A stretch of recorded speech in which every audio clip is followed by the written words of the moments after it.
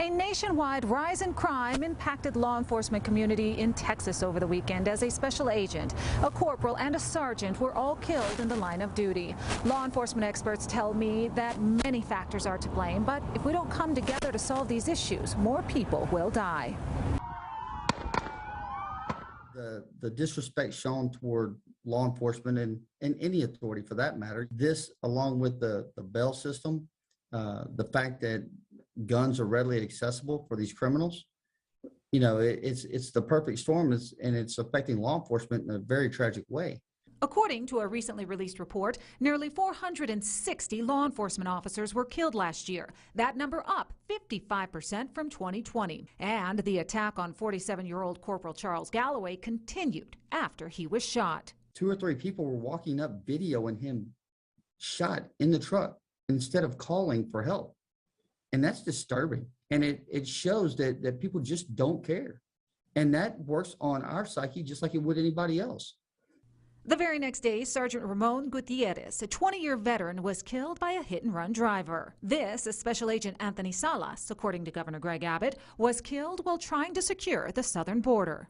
A Texas Department of Public Safety special agent was involved in apprehending some people who were not just here illegally, but were smuggling drugs in the United States. There was a vehicle accident, and the Texas Department of Public Safety special agent lost his life. In the first 3 months of fiscal year 2022, according to CBP, more than 185,000 pounds of drugs were seized and nearly 500,000 migrants apprehended at the southern border. Operation Lone Star, meanwhile, arresting more than 10,000 migrants and enough fentanyl to kill more than 260 million people. According to Officer Griffith, if political agendas and court systems continue to take the forefront, more people will die. This should not be a partisan issue. This should not be a Republican or a Democrat issue.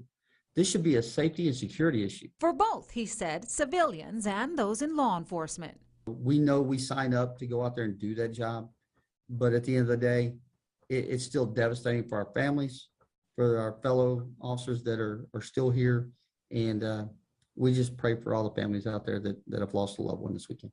Officer Griffith also told me that bail bond reform is also an issue. Coming up at 6, we'll explain. Reporting from the West Side, Christina, Aguayo, KTSM 9 News.